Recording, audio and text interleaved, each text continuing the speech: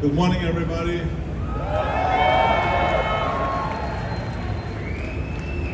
Oh man, I see a lot of familiar faces here. That's very nice. Did you all work out already this morning? Very good. I knew you were gonna pump up. So anyway, it's great to have you all here. Welcome to the 36th Arnold Classic. And of course, that does not mean that we have been running these shows for the last 36 years. Because we've been running this show here since 1976. I mean, think about it, that 2 years from now we're going to have the 50th anniversary of running the World Championships in bodybuilding here in Columbus, Ohio. And it started out with the Mr. Olympia competition, Mr. Universe competition. Then we organized both Mr. Olympia, Mr. Universe, and all those things. And then eventually we had to give the Mr. Olympia competition up because they said we have a monopoly on the competition. So they gave it away to other countries, to other cities, and other continents, which was terrific. Now it's back again in the United States. And we then continued on our competitions. We called it the Arnold Classic. So this is now the 36th Arnold Classic. And we're so happy that we have so many great fans here. And we're having a great time. And Chaco and I, we did an interview for his podcast in my office, which was just 2 weeks ago or so, right? Yep, 2 weeks ago. 2 weeks ago. And I told him, I said, hey, I had so much fun doing his podcast, and he does it so well that I said to him, I said, you got to come to the Arnold's Classic.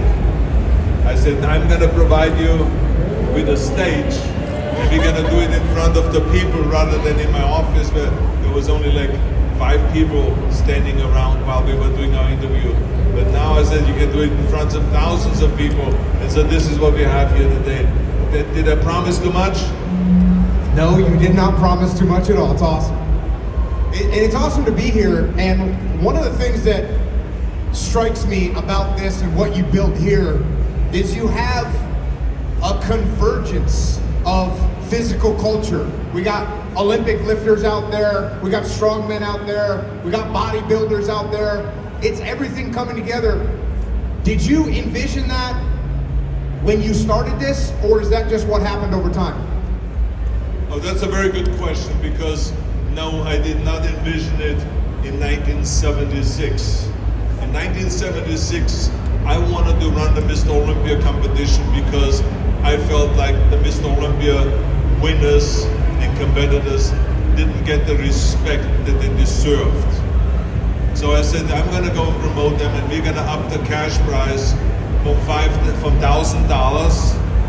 to $5,000 to $10,000 to $20,000, and eventually, to $1 million. So that was the idea. So it was all about promoting the sport of bodybuilding and to give the respect to the competitors that they deserve. But then it started growing because manufacturers came to us and they said, can we display our products, our machines? Can we display our clothing line? Can we display our food supplements? And so we started thinking about that we should bring them in and we should create a little expo. So it started out downstairs in the Veterans Memorial Auditorium, which has been torn down since then. And we had downstairs the kind of displays of all these different companies. And that exploded.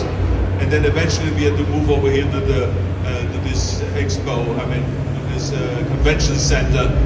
And here we have enough space to do everything. And so this has been really incredible. It has exploded, it has grown and grown and grown. And it is now literally the biggest sports and fitness expo in the world.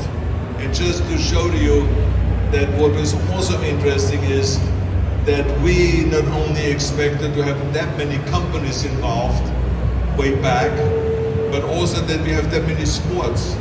We have like 27 sports from all around the world coming here and competing and demonstrating. If it's gymnastics, if it is cheerleading competitions, if it is martial arts, or like you say, boxing, women bodybuilding, men bodybuilding, powerlifting. We have the world's strongest man competition. We have the world's strongest firefighters. I mean, we have absolutely everything here. And one of the key things for us is to pay as much attention to the women in all those different sports than to the men. Because it used to be totally a male-oriented kind of a thing, bodybuilding. It was only for the guys. And then all of a sudden, you know, we opened it up. I did George Schneider in 1978, the first Miss Olympia competition. And that then the IFBB then got the idea, maybe we should make this an official competition. And so then the women bodybuilding started exploding. So this is what the idea is to me, fitness and training and sports is for everybody, for young and old, for women, for men. It doesn't matter where you're from, for everyone in the entire world. And so this is what we are celebrating here is let's come together and let's celebrate being fit. Woo! Outstanding. So, as I was thinking about doing this today, I felt like I better ask you a question about training, because we all grew up, we all followed your programs, looked at you and said, okay, that's what we're trying to get to. So the question I thought to myself is, everybody here at some point, we reach a plateau, whether it's strength training, whether it's bodybuilding, no matter what it is, at some point, we reach a plateau and we don't feel like we're getting any stronger, we don't feel like we're getting any bigger, we don't feel like we're getting any leaner, we don't feel like we're getting any faster, whatever that plateau is. And not just in bodybuilding, but look, it happens in life as well. When you reach the plateau throughout your career, throughout your weightlifting career, your bodybuilding career, what did you do mentally to get through that plateau? And what did you do physically to get through that plateau? Well, another good question.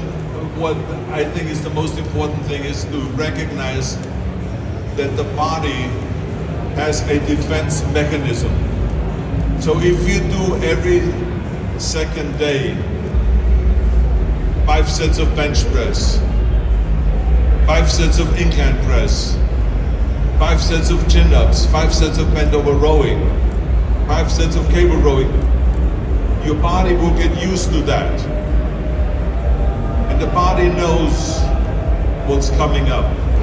As soon as you do the first chin-up, it knows, okay, there's 4 more sets coming.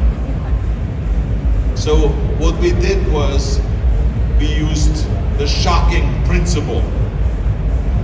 And the shocking principle means that you are shocking the muscle, not letting them know what's gonna come next. So we would then go and do supersets. That's the chin-ups and bench press. Then we go and sometimes do bench press where you start out with 405 pounds and you do your 8 reps. Then you have on the left and on the right side someone take a plate off. Now you go down to 315. And now you do another 5-6 reps. Then you have them take off another plate. And now the muscle says, what the hell is going on here? I thought you'd be used to do always 8 reps. Now we're doing 8 reps plus 6 reps plus 5 reps plus 4 reps, all the way down to the empty bar. And with the empty bar now you do 50 more reps. And now you go back again on the chin-up and you do chin-ups. So now the muscle says, oh my God, I'm not used to that. And that is when your muscle will respond, and that's when your muscle will grow. We did the same thing with shoulders. I will go sometimes into the gym and I will start out with 110-pound dumbbell presses. And then put them down after 6 reps. Took the 100-pound dumbbell and I did 6 reps. Put them down to the 90-pound dumbbells, 6 reps. And I went all the way down the rack until I hit 40 pounds. And then with 40 pounds we did 6 reps. And then we did some lateral raises right after that. And then bent over lateral raises with that weight.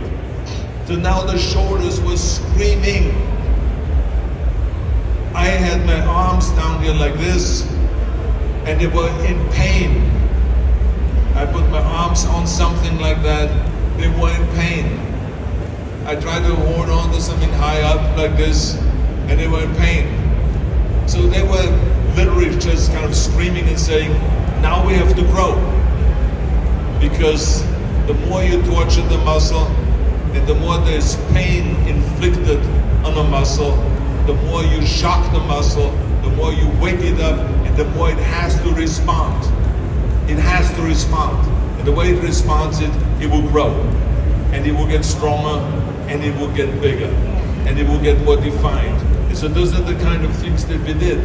So even with squats, we started with 500 squats, then we stripped it down to 405, then the 375, the 315, and this is how we went down until we just basically fell over and passed out almost.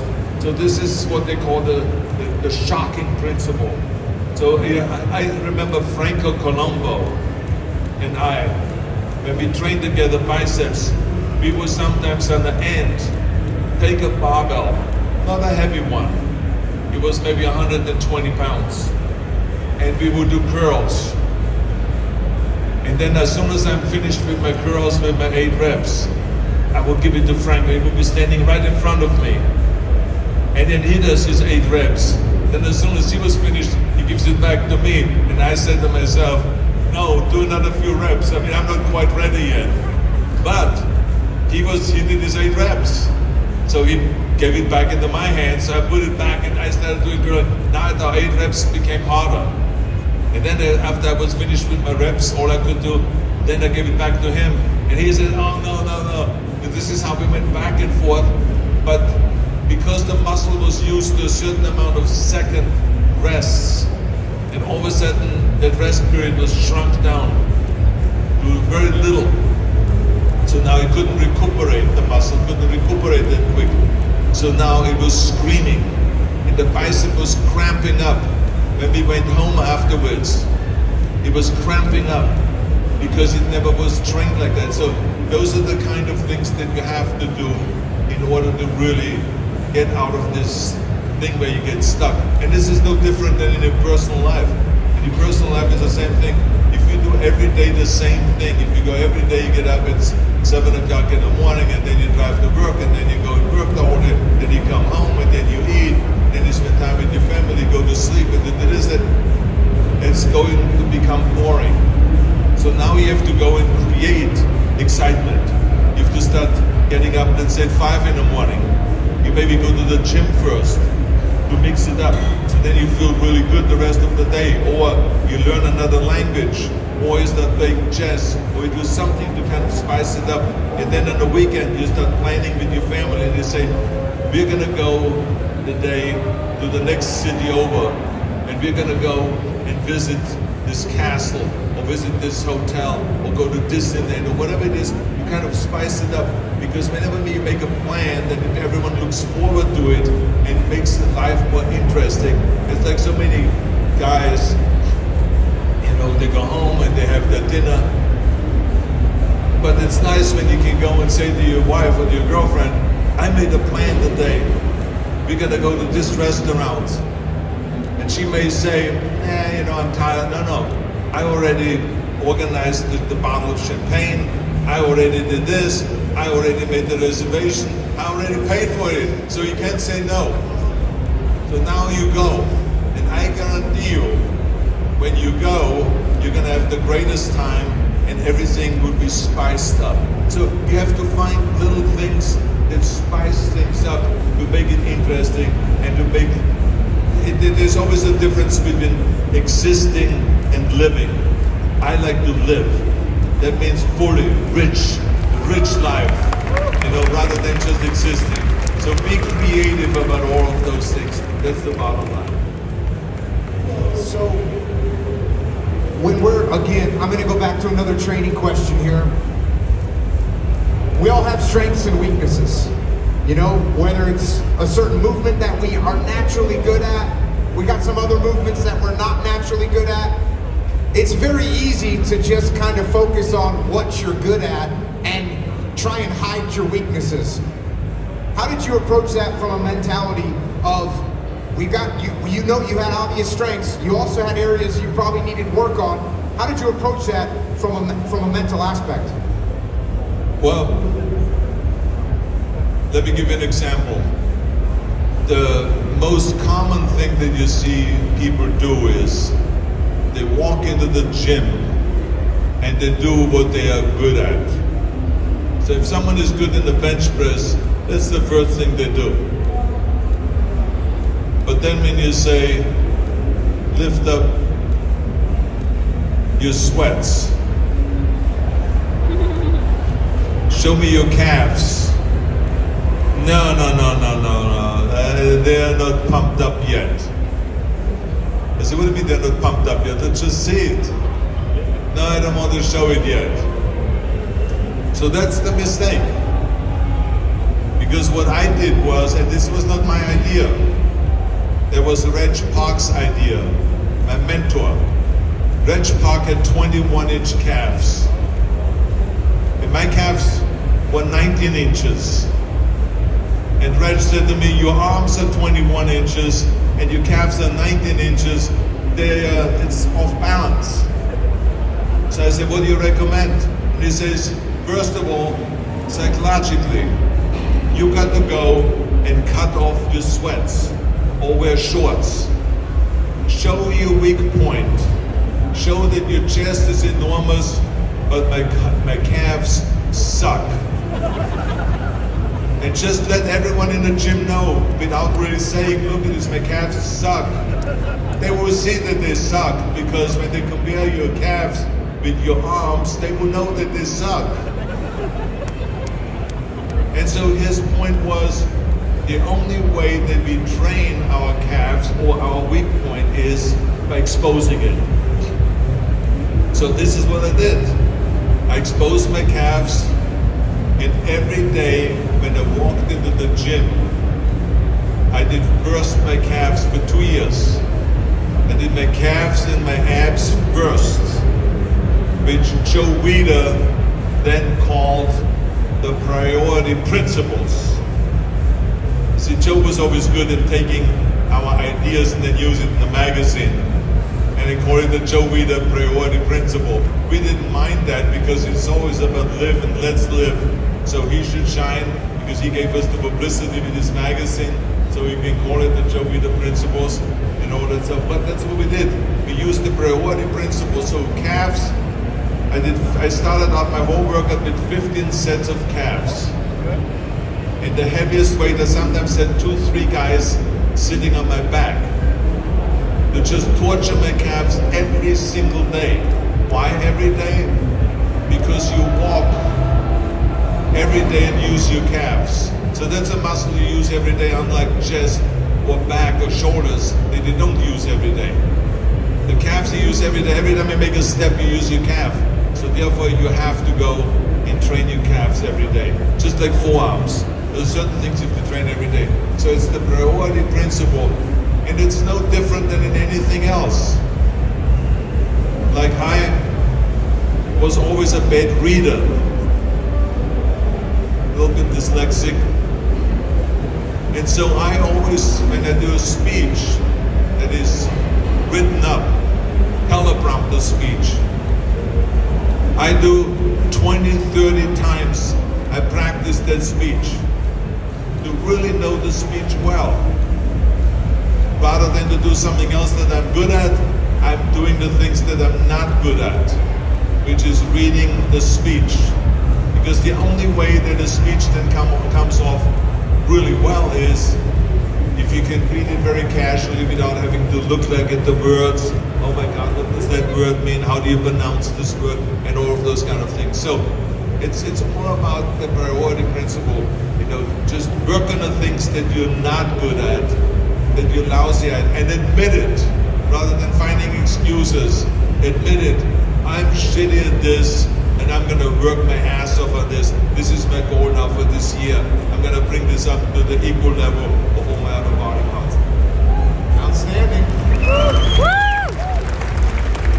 All right. Let me ask you one more question. So you talked about Joe Weider being, you're in the magazines, and back then, when your picture is in the magazine, no one got to comment about it. But these days, things are totally different. Everybody in the world is a critic. Everybody in the world can look at everyone else and make a comment and criticize, and they can be very negative. What do you think about when you start facing criticism? And obviously, when you're a governor in politics, you're going to face massive criticism from whoever doesn't agree with what you say. They're going to come at you. How did your mentality change to be able to deal with criticism and still drive forward to get your mission accomplished?